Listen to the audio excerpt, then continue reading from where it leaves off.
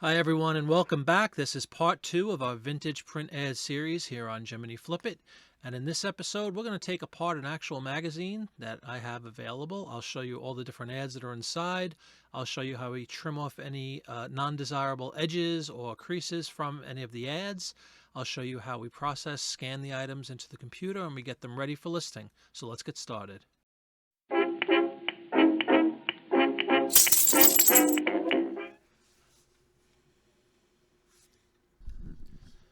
Here's the magazine we'll be working with today. It's an issue of Good Housekeeping from June of 1929. You see the little girl and the flowers on the cover. As you see, we've already removed the spine from this issue. We just used a hairdryer to melt the glue. And if you flip it over, you could already see that's where the glue was. There's a nice ad right there for Old Dutch Cleanser. We'll be using that for sure. That one sells.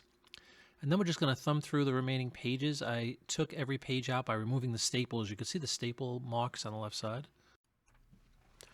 There's a good one. We have a radio ad, a Victor radio with Electrola, 1929 radio sets were all the rage. That's a good one. And look at this, a colorful ad featuring the new Humpmobile. This is a nice one too. We have a double page ad for Dole Pineapple. You can see how wide that is. That's a $25 to $30 ad right there, everybody. We'll be taking that one as well. Here's a dilemma that happens a lot. You see on one side we have a shampoo ad for dandruff shampoo. On the opposite side, we have a cute baby on the cover. It looks like it's a cream of wheat ad.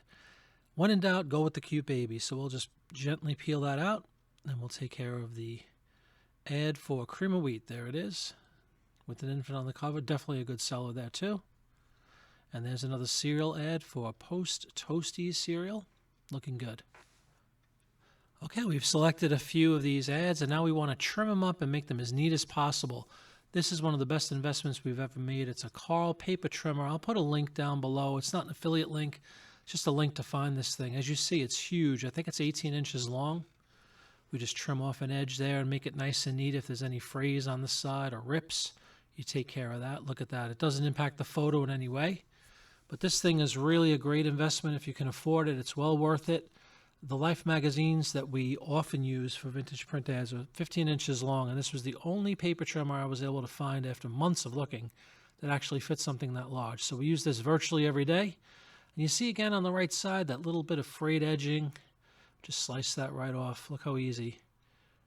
And it just makes the presentation so much better. All right, well, we've selected a couple of ads that we'd like to list. We've trimmed them up. They look nice and neat. Now it's time to take a photograph of them to get ready to list on eBay. There are several ways where you can take pictures of the ads. A lot of people just use a regular camera. Some people use their cell phone, and either one of them is fine. But for me, the highest quality and the best image reproduction comes from scanning these ads. Depending on the size of the ad, in this case it's a Good Housekeeping, it's 8.5 by 11, I can use one of the 3 printers that I have. One is just a traditional flatbed scanner that comes with my printer. The one I'll be using today is actually a duplex scanner. It is an Epson ES400. It has a nice form factor, accommodates my 8.5 by 11 perfectly, and it's lightning fast. The duplex scanner is my go-to. If I'm able to fit it into that duplex scanner, I like to use it because the image quality is just superior to anything else I use. It's also lightning fast. So let me show you how we use the duplex scanner. The option on this specific scanner to do double-sided or single-sided. In this case, we're going to do single-sided. I'm doing a color image. DPI, I've heard various reports about eBay compressing images and only allowing a certain DPI. I do 400 typically on the ads. They seem to really come out crisp and clean, and there's an ability to go in for the potential buyer and enlarge it and look at the detail. So that's what I have it set at.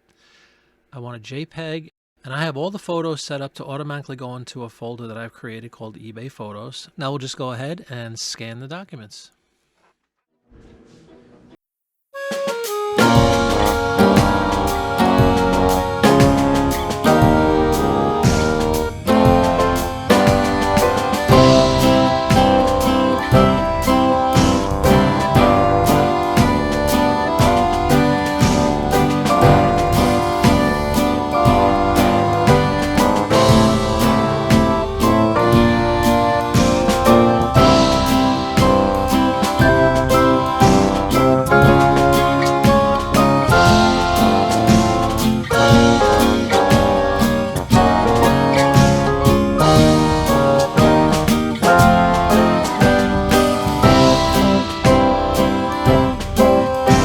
The scanned documents here in my pictures folder, my eBay to list folder.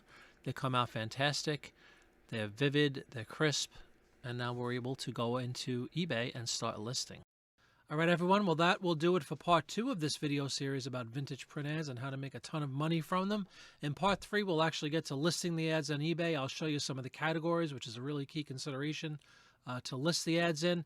If you like this series and you like this video, please give it a big thumbs up, like and subscribe to the channel, and we will see you on the next one. Thanks so much, everyone. Bye-bye.